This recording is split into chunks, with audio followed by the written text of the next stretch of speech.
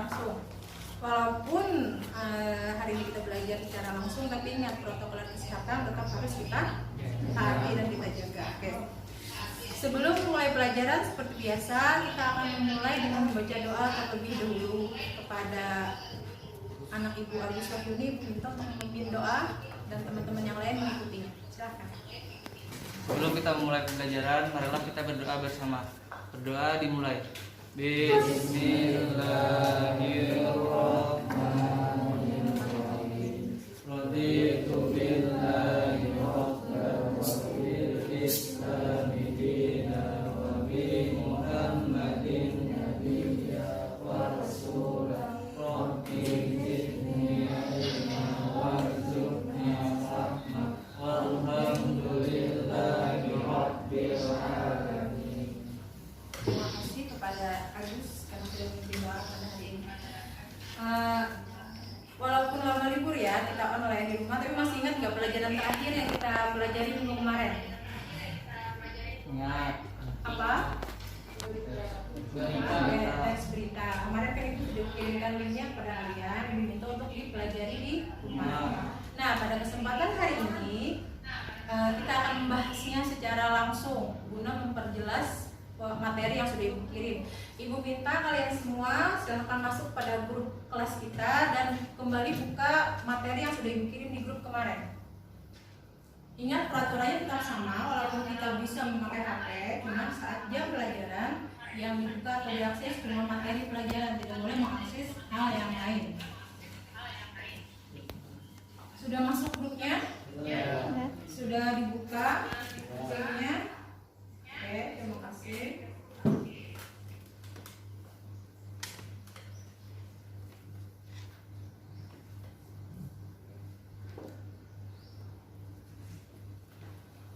Materi kita hari ini tentang teks berita.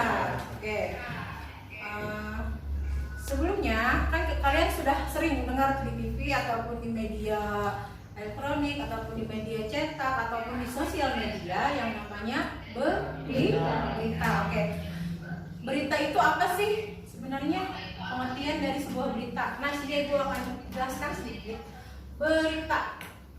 Berita adalah teks yang berisi segala peristiwa yang terjadi di dunia yang disebarkan melalui berbagai macam media, baik media cetak, radio, televisi, internet, web, maupun media yang lain. Itu adalah sebuah berita. Tapi yang mau kita pelajari hari ini adalah bagaimana sih sebuah berita tersebut disebut sebagai berita yang baik dan benar, bagaimana caranya membuat sebuah berita, strukturnya apa saja, ciri-cirinya apa saja. Nah, itu yang akan kita pelajari lebih lanjut pada pertemuan kali ini. Oke. Silahkan lihat HP kalian masing-masing. Unsur yang pertama,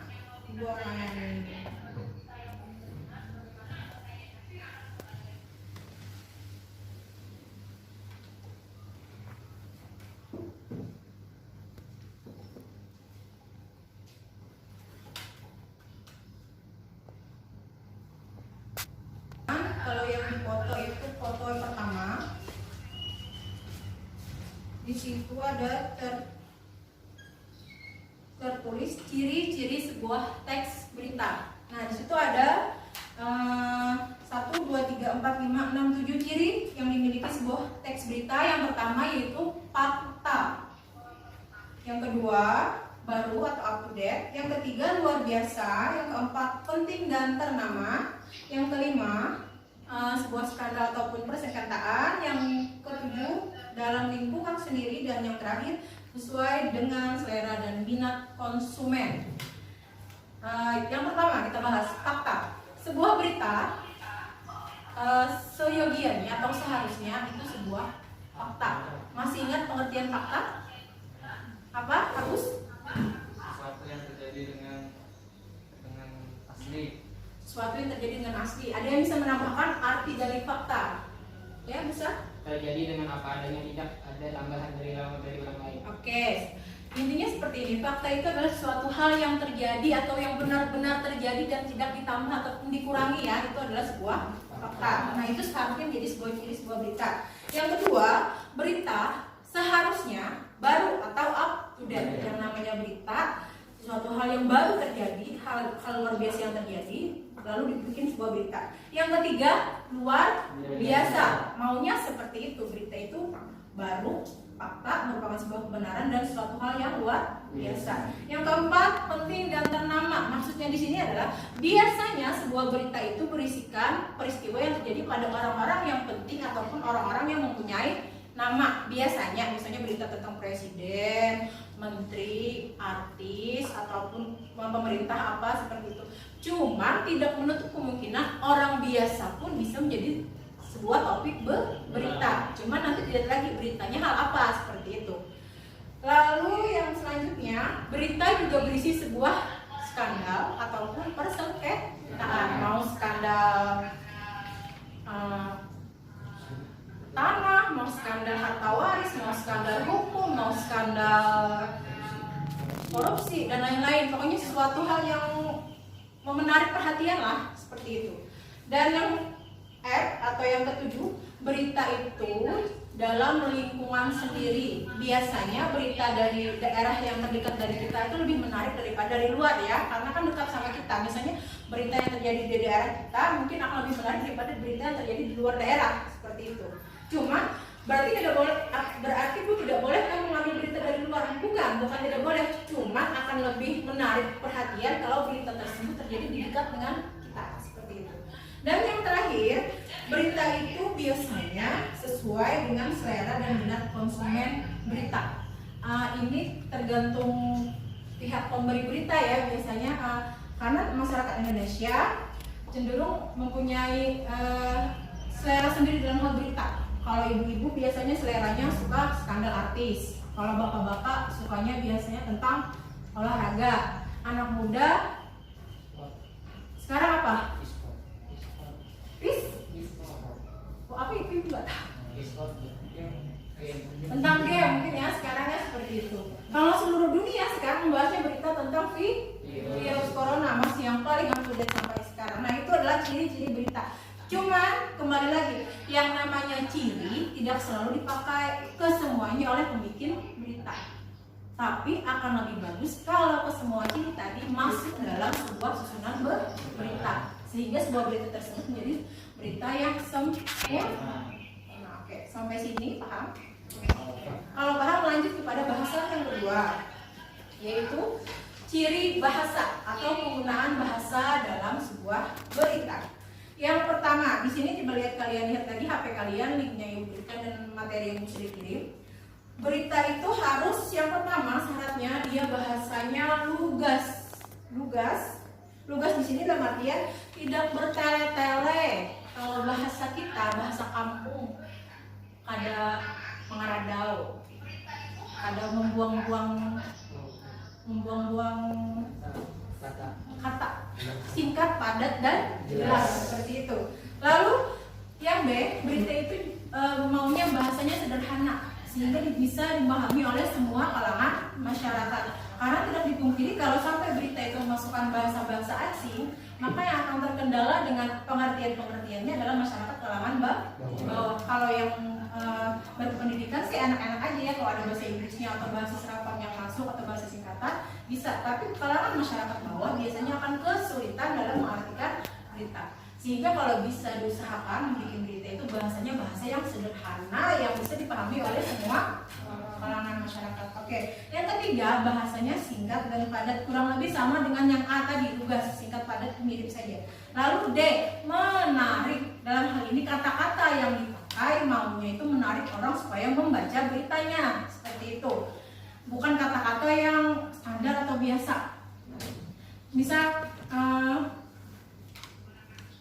kebakaran 48 korban seperti itu. Kan kalau kita membacanya akan korban apa, korban jiwa atau korban apa seperti itu. Nah, bahasa yang menarik tersebut yang harusnya kita cari dan kita pilih untuk kita bikin sebuah berita. Dan yang terakhir, netral.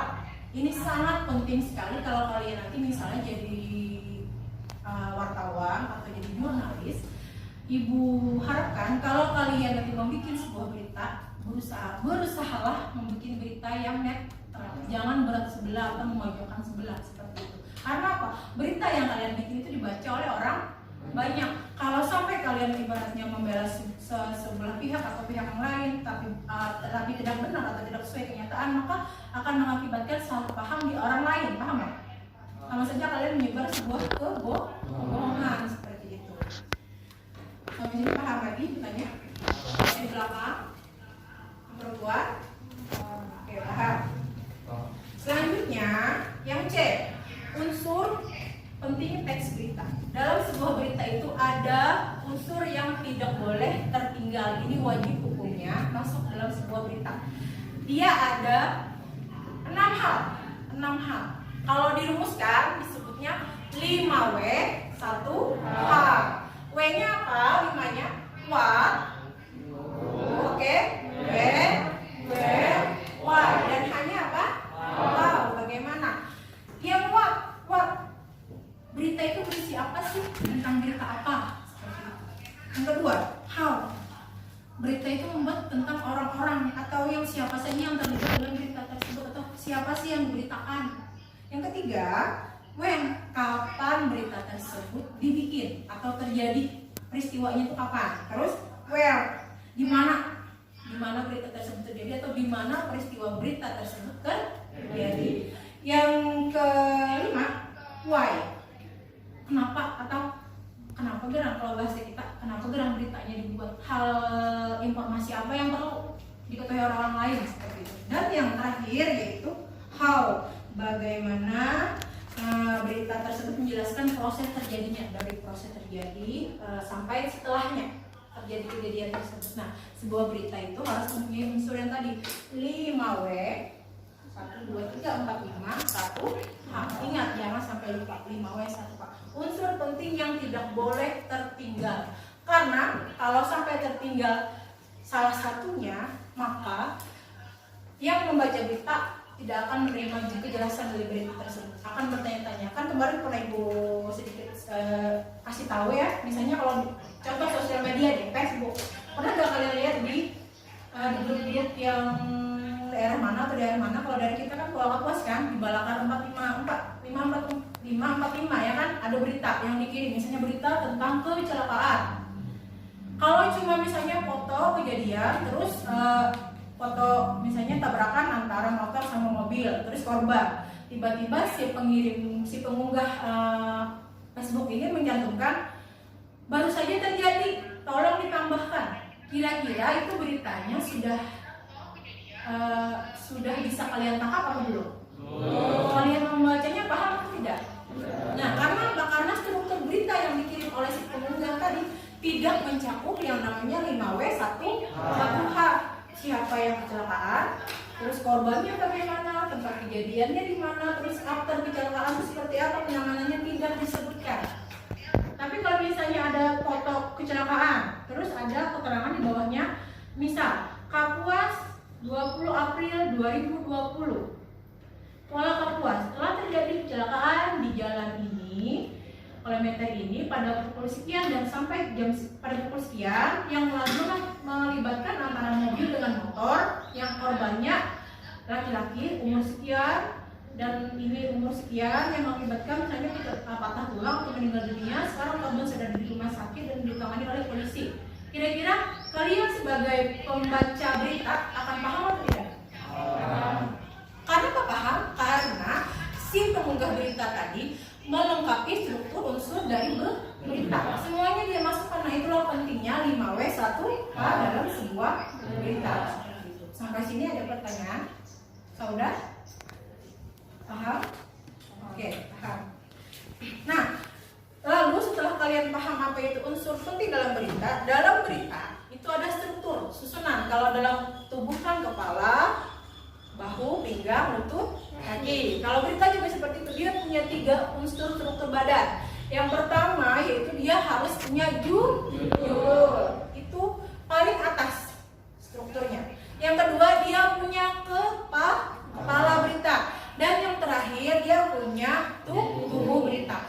Judul yang mana Bu? Judul biasanya kalau kalian mau lihat di koran yang cetak tebal yang paling besar itu adalah judul. Biasanya judul itu mewakili nanti isi teks beritanya seperti apa. Lalu kepala atau lead, kalau yang ibu kirim kemarin kan contohnya ini tentang tahun 2015 kartu Jakarta Pintar tidak bisa ditarik tunai. Ini berita dari Jakarta ya, contoh sesuai buku. Lalu kepalanya atau leadnya tertulis Tempo, ini koran Tempo yang memberitakan Jakarta, Gubernur DKI Jakarta Basuki Cahayapurnama atau Ahok mengatakan mulai 2015 memberi kartu Jakarta atau Pintar atau KJP akan diubah dalam bentuk non tunai. Peralihan ini bertujuan mengontrol penggunaan KJP. Pernyataan tersebut disampaikan Ahok di Balai Kota Selasa 9 Desember 2019. Itu merupakan kepalanya. Nah, tubuhnya yang tiga paragraf terakhir yang paling banyak. Kenapa yang paling banyak? Namanya juga tuh tubuh. Tubuh itu kan dari leher sampai bawah. Nggak mungkin kepala lebih besar daripada tubuh. Nggak mungkin seperti itu. Silakan baca sendiri bagian tubuh beritanya sampai selesai. Nah, di berita itu tadi yang kalian baca itu mencakup semua. Ada 5W1H-nya. Ada what apanya atau isinya tentang apa. Berita tersebut berita tentang pengalihan kartu Jakarta Pintar yang asalnya bisa ditarik dari ATM atau kartu dialih menjadi yang non tunai seperti itu. Lalu siapa yang diberitakan? Yaitu Gubernur Jakarta zaman dulu, yaitu Basuki Cahayapurnama atau Pak Ahok. Lalu kapan terjadi? Lihat aja tanggalnya, tanggal berapa itu, yaitu tanggal 9 Desember 2014. Lalu where di mana? Jelas sudah di Jakarta, nggak mungkin di Basarang, nggak mungkin. Lalu where, deskripsinya Jakarta mana? Seperti itu lebih jelas, lihat lagi di beritanya. Lalu why, kenapa sih jadi diberitakan? Karena pada zaman dulu ya masalah kartu Jakarta Pintar ini menjadi apa ya? Pemicu ya, kartu-kartu lain keluar ya kan. Setelah itu ada lagi lalu kartu apa lagi. Nah, itu kenapa jadi beritanya kemarin besar. Yang terakhir, how, bagaimana saat kejadian terjadi dan setelah kejadian terjadi tanggapan masyarakat Jakartanya. Kalian bisa lihat dan kalian baca, kalian akan paham apa yang mereka lakukan di situ. Sampai sini paham? Oke, paham. Kalau paham, ibu akan bertanya kepada kalian kalau memang paham. Ya, siap ya? Oke, siap. Ibu minta atau ibu mau, Bu? Saya mau ditanya sedikit. Ada yang mau? Oke, ibu sebut nama aja deh. Musa? Apa sih ciri sebuah berita? 3 aja dari 6. Biasanya berita akan memuat fakta, update atau baru, luar biasa, penting, ternama, skandal dalam persengketaan dan lain-lain. Oke, itu cuma minta 3 ya, disebutkan 6. Makasih sekali nak, sebanyak bonus buat ibu. Oke, bagus. Lalu si Sauda, ciri bahasa sebuah berita itu seperti apa? Ciri dalam berita itu seperti kayak tugas, singkat dan sederhana, terus menarik dan netral. Oke, bagus, pintar. Satu orang lagi, aja. 5W1H apa aja? 5W1H. What, who, when, where, why, how. Oke. Ibu tanya lagi sekali, sampai sini pembahasan kita paham? Masih ada yang kurang jelas? Kalau kalian paham, ibu punya nanti tugas di rumah buat ngisi-ngisi waktu ya, supaya tidak main game terus, supaya tidak suntuk di rumah. Ibu mau kalian nanti membuat sebuah materi berita atau kalian cari berita yang terjadi di sekitar kita. Nggak usah jauh-jauh deh ke Banjarmasin atau kemana, cari di sekitar Basarang aja, Kapuas. Cari berita yang menarik, hal yang patut untuk kalian beritakan. Kalian bikin beritanya, tapi ingat harus ingat cirinya apa aja, strukturnya bagaimana, susunan bahasanya seperti apa, dan ingat fotonya, jangan tidak dipoto. Misalnya berita tentang harga nanas Basarang yang sekarang murah, kan petani rugi misalnya, foto nanasnya, foto petaninya, wawancara petaninya, lalu susun sebuah berita yang sesuai dengan kenyataan. Ingat, jangan sampai beritanya tidak netral seperti itu. Setelah kalian susun, kalian ketik, kirim filenya biasa ke WA grup kita. Oke, waktunya 1 minggu ya. Kita evaluasi nanti pada pertemuan selanjutnya. Oke, ibu lupa ngabsen tadi. Hari ini siapa yang tidak hadir? Hadir semua ya. Alhamdulillah. Oke, terima kasih ya atas perhatian hari ini. Nah, kalau ada salah hilaf dan kata belum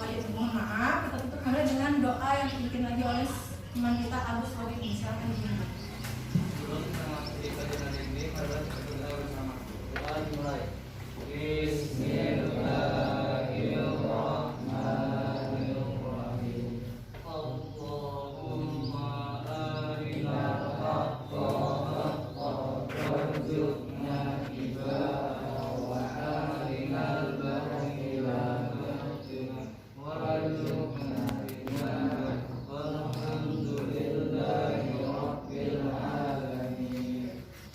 kasih atas perhatiannya. Ingat jaga kesehatan, jaga protokol kesehatan. Kalau tidak ada yang penting-penting sekali, jangan keluar rumah ya, di rumah saja. Terima kasih. Ketemu lagi di minggu depan. Assalamualaikum warahmatullahi wabarakatuh.